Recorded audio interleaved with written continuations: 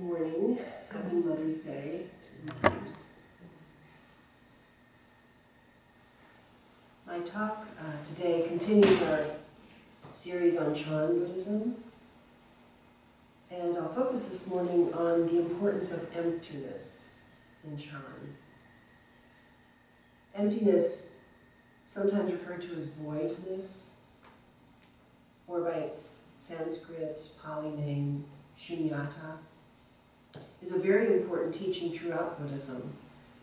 And besides focusing on how it is taught in Chan, I also want to draw connections with classical Theravada Buddhism, and particularly the teachings of the late Venerable Buddhadasa, about whom I didn't really know too much until recently when, about 3 weeks ago, we had a retreat here at Mamba. I think some of you were here for that. And it was led by a former student of Buddhadasa, Santikaro. And so I've been reading some of Buddhadasa's teachings and books since then. Venerable Master Xianyi, a great Chan teacher of our own era, writes that in the Chan or Zen tradition, the insight of Shunyata is the foundation of Chan practice. One could say that Chan enlightenment is itself none other than an awakening to Shunyata.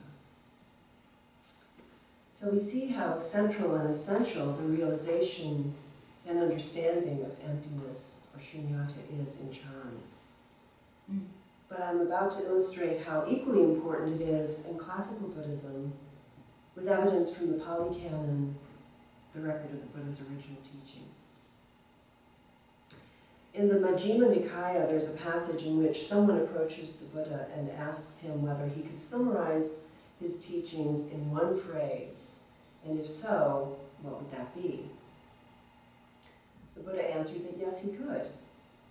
And it is, nothing whatever should be clung to. Sometimes that's expanded to, nothing whatever should be clung to as I or mine. The Buddha added that whoever heard this phrase had heard all the Dharma, whoever put it into practice had practiced all the Dharma. So why are we taught that nothing should be clung to? The explanation is that everything is empty or void, meaning empty of selfhood. And this can be difficult to grasp at first, so let me try to explain a bit more, according to my limited understanding, what Shunyata or emptiness means. It does not mean nothingness, or that things do not exist, but they exist in a different way to the way that we're used to thinking of them. We need to retrain our understanding and develop the wisdom of seeing that all dharmas, all phenomena, all beings are interconnected and interdependent. You could even say they interpenetrate each other. Nothing exists on its own, independently, intrinsically.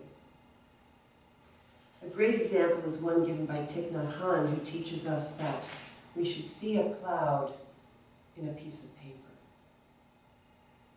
by which he means that we know that paper is made from trees, from wood, and as the tree grows from the earth, it's dependent on rain, which falls from the sky. The rain is delivered by clouds, so if we see the emptiness of paper, we'll see all of these factors that go to make it up. And we should see all of reality in that way. So instead of thinking that emptiness means a diminishment of the world we love, we should instead think of it as even more full and rich. And in fact, by letting go of my self-clinging, I enjoy greater freedom, joy, and peacefulness. On the other hand, when we cling to phenomena as if they possess intrinsic, independent selfhood, this brings about dukkha, which means suffering, dissatisfaction, frustration, unhappiness. How does it do this? Because due to an almost unavoidable reflex of the mind, we see dualistically. We set up opposites, essentially I and not I.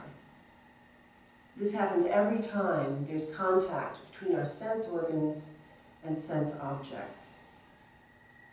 This contact leads us to reify or objectify whatever it is we see, hear, taste, smell, touch, or conceptualize with our consciousness. These stimuli cause a reaction in our consciousness of identification, I, or possession, mine. Even with things we detest, my enemy, my disease. To put it another way, the three poisons of greed, hatred, and delusion arise in us. And this state is called samsara. It's a state of busyness, disturbance, confusion, also described as burning. When we can empty our mind of the poisons of greed, hatred, and delusion, and the preoccupation with I and mine, we then experience the cooling state of nibbana. You can think of it this way. Without a self to suffer, suffering disappears. How do we manage to shift from the burning of samsara to the coolness of nibbana? Well, meditation is a big help. And this was another of the Buddha's great gifts to us. And that's a good note on which to return to Chan Buddhism and something about its history and development. The Chan school is a native form of Chinese Buddhism that developed beginning in the 6th century, the CE, and which subsequently spread to the rest of East Asia. The word Chan is a Chinese transliteration of the Indian Buddhist term dhyana, meaning meditative concentration or meditative practice. Applied to the Chan school, the term has the sense of cultivation and experience of enlightenment itself, because Chan claims to embody and transmit the living wisdom that Siddhartha Gautama achieved when he became a Buddha or enlightened one. Because of the prevalent Chinese Buddhist conviction that all beings have or are Buddha nature, meditation practice was never advocated in Chan as a means to enlightenment, but rather as the meaning of demonstrating it. If you think about it, it's only if we deny our own true nature as already enlightened or awakened can enlightenment be seen as something that we have to seek, something, a destination that we might one day arrive at. Chan has an interesting relation to the written Buddhist discourses or scriptures, which I'll try to explain. For a long time before the arrival of Buddhism, Chinese culture associated writing with authority. And indeed, many important translations were made in China of the Indian texts from the time that Buddhism first entered China, which was in the latter part of the Han Dynasty, which ranged from 206 BCE to 220 CE, coming about with the trade routes from the West. But Chan traces its origins to a radical break from this scholastic approach by rejecting the ultimate authority of writing, combined with an insistence that authentic Buddhist teachings are not to be found in books or memorized liturgies, but only in the immediate face-to-face encounters of Buddhist masters and their students. And there's a Chan legend that arose about the Buddha to illustrate this approach. It's called the Flower Sermon, and you may have heard of this. It is said to have taken place on Vulture Peak, a favorite retreat and teaching site in the Buddha's lifetime, when in the middle of preaching to a large gathering of about 10,000 people, the Buddha held up a single flower, and only his disciple, Mahakashyapa, smiled in understanding and realization. Continuing the tradition, Bodhidharma, who's the first Chan patriarch, who arrived in China from India around 527 CE. And I've told the story before, and I know others have as well. It's about his first encounter with Emperor Wu in China, who was very eager to meet this renowned monk who had arrived in his lands. So he called Bodhidharma to attend him in court, and Bodhidharma was not very, he didn't stand on ceremony, it seems. He was a fairly rough and ready character, so he came to court dressed in his simple robe, and the emperor began bragging to Bodhidharma about all the wonderful things that he had done to promote Buddhism throughout his kingdom. And he asked Bodhidharma, how much merit do you think I've accumulated as a result of these works? And Bodhidharma barked at the emperor, none whatsoever. And the emperor did not expect this answer. He was used to thinking of good works accruing a lot of merit, and probably thought he had a big bank account full of the stuff. So he wasn't expecting this answer from this new monk, and he said, you're a Buddhist monk in Buddhist robes. You don't even know your own doctrine? Who are you? Who is this that stands in front of me? And to this, Bodhidharma again barked, don't know. So in this legend of a meeting between Bodhidharma and Emperor Wu, we see illustrated the first two core teachings of Bodhidharma and of Chan. By saying that the emperor had earned no merit, Bodhidharma was referring to the fact that our true nature is independent of merit.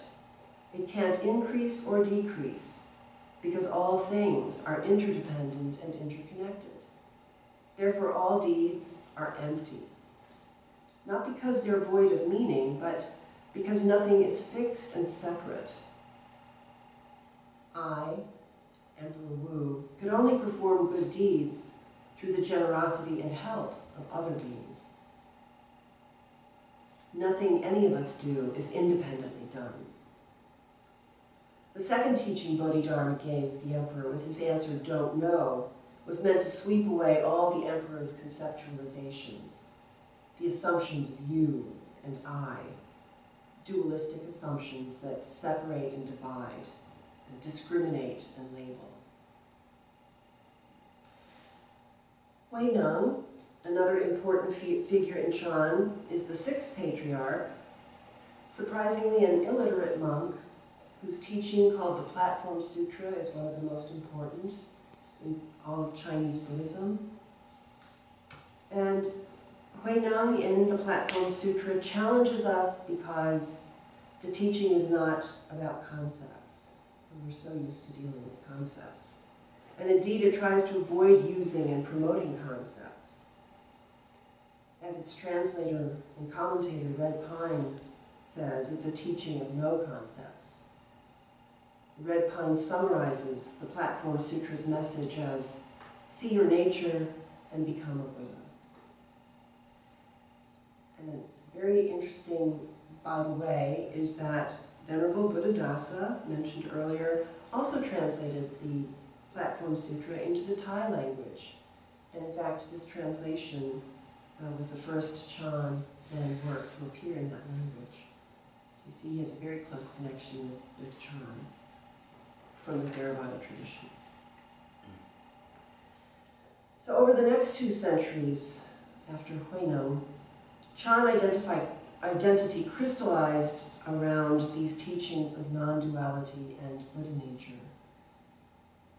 Then there was a devastating purge of Buddhism in China from 841 to 845. And during this time, more than 250,000 monks and nuns were forcibly returned to lay life, and over 5,000 temples, monasteries, and Buddhist libraries were destroyed. In the aftermath, someone named Lin Ji, who died in 866, was one of the most influential teachers in Chan history. took this non-duality and Buddha nature teachings to their most, in a way, shocking extreme. He dismissed the great Buddhist scriptures as hitching posts for donkeys. And he also gave out the well-known and easy to misunderstand advice, if you see the Buddha on the road, kill him. And of course, he meant the concept of the Buddha. That we need to get rid of this concept of the Buddha as someone outside myself. So moving on in time to our present age, Master Xianyi cautions practitioners, especially in the West, against taking too literally and enthusiastically the advice of Linji. Master Xianyi writes, "Today one hears many American students say that as practitioners of Zen or Chan, they don't need to learn or think about the Buddhist sutras and their teachings. Just sitting in zazen, meditation, is enough. That's the real practice."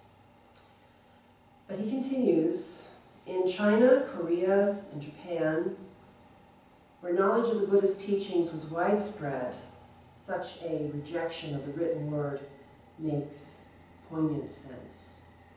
But this is a very dangerous attitude in a culture that has no native traditions or Buddhist learning to speak of. He says, "For silence in and of itself is anything but innocent and neutral, much less free of ignorance. How the more problematic it becomes when it is blissful." So we should not neglect our study of the suttas and sutras. It's important, along with meditation practice, in order for us not to fall into delusion. There is an interesting teaching on emptiness from another Chinese school of Buddhism called Huayan, given by one of its patriarchs named Fazang. I'm sure my pronunciation is all wrong. It's an extended metaphor in the form of a kind of philosophical debate called the Rafter Dialogue. I think it's a really good illustration of how shunyata works by showing 6 characteristics of interpenetration. And I'll try to paraphrase it, make it shorter. If we think about a rafter, which is part of a house, we know the rafter is part, the house is the whole. Fazang says first that we can think of the whole and the part as identical. Because while the house is the whole, it cannot exist without the rafter, so wholeness is the first characteristic. Moreover, all the other parts, like roof tiles, planks, etc., are the same as rafters, because each is a cause and condition of the building and cannot exist in their functions without each other. The second characteristic of interpenetration is particularity. This means that the rafter and other conditions of the building are different from the whole. The whole is composed of parts, so without parts, the whole could not exist. And it is the whole that makes them parts, so that's particularity. The third characteristic is identity. The rafters and other conditions form together to make the building. There's no separation between them, so they're called conditions of the building. This is called the characteristics of identity because they make a building, they don't make some other thing. You still with me? The fourth characteristic is difference. The rafter and other conditions appear different from each other because of their distinct shapes. Of course, you might object that if they're different, they can't be identical. The answer is that it's because they're different that they can be identical. Otherwise, because the rafters are 8 feet long, then the roof tiles would have to be also, and then they couldn't be roof tiles, and the house couldn't exist. The fifth characteristic is integration, how the building comes to be by means of all the various conditions or parts. The objection is that we see the various parts, each with its own characteristic, that don't create the building. So how does the building come to be? The answer is that just because the rafter and other parts have their own characters and do not create the building, that the building can be formed. If each part lost its individual character, if there were no rafter, then the building couldn't exist.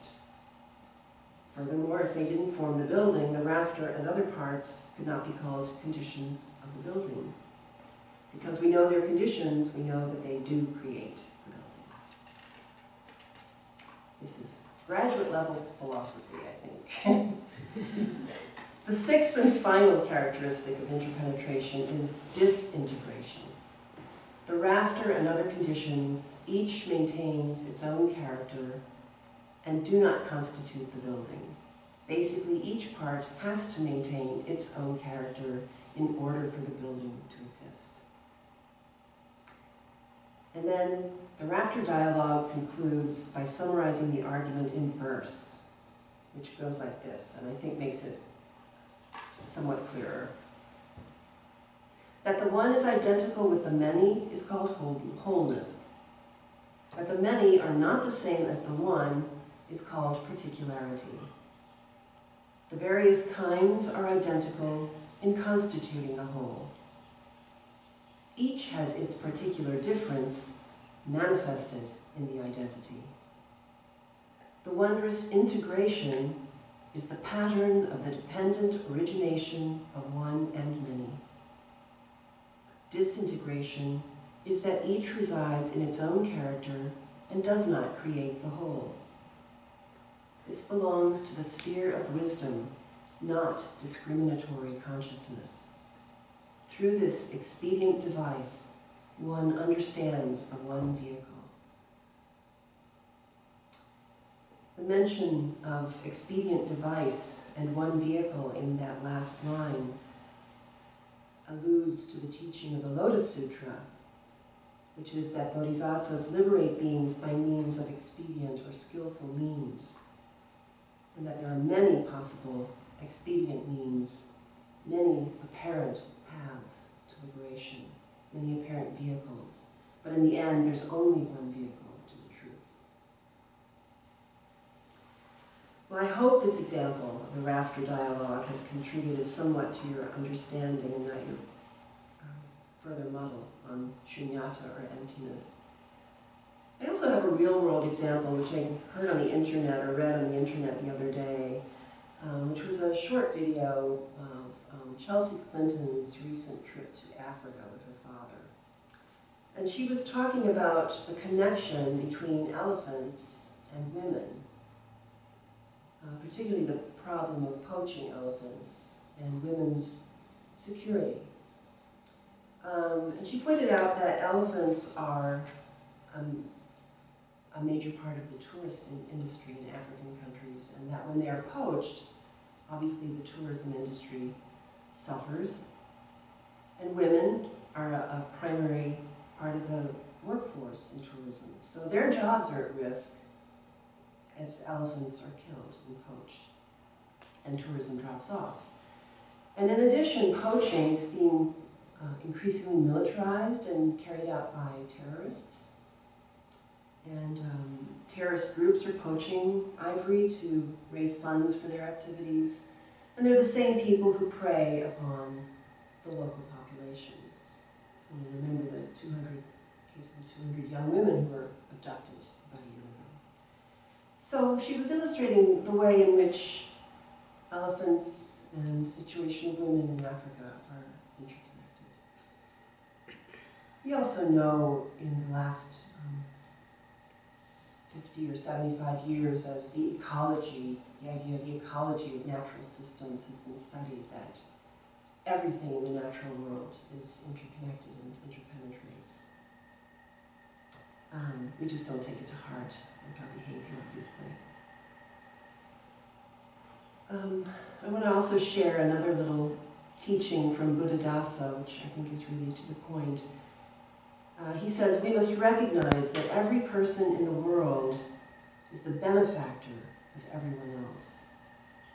Never mind people, even cats and dogs are benefactors of humanity. Even sparrows, swallows. If we are aware of our debt of gratitude to these things, we'll be unable to act in any way that harms or oppresses them. With the power of this single virtue of gratitude, we can do so much to help the world. And the only way to see the truth of this statement and to take it to heart is if we can recognize emptiness. We have to look for emptiness and become convinced that shunyata is everything. Everything is shunyata. Emptiness doesn't give rise to anything like peace, purity, clarity. In fact, there's nothing other than the one thing of emptiness. Buddhadasa says that by being still, there is Buddha, Dharma, Sangha, purity, clarity, peace, nibbana, in that immutable, unconcocted state.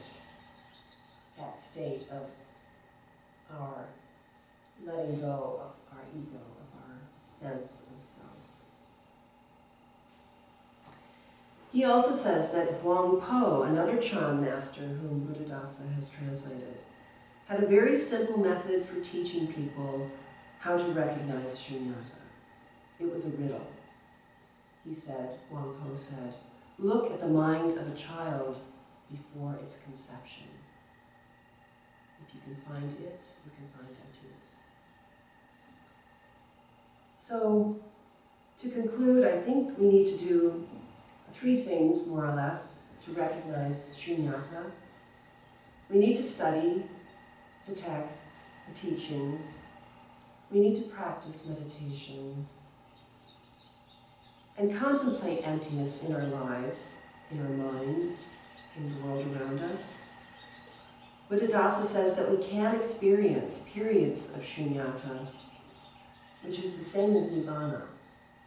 Perhaps very briefly, but by continuing to practice and keep our minds inclined toward the Dharma and shunyata, we'll eventually experience our true nature without the residue of samsara. So thank you for your attention, and may all beings recognize their empty and enlightened nature and dwell in the liberating coolness of nibbana.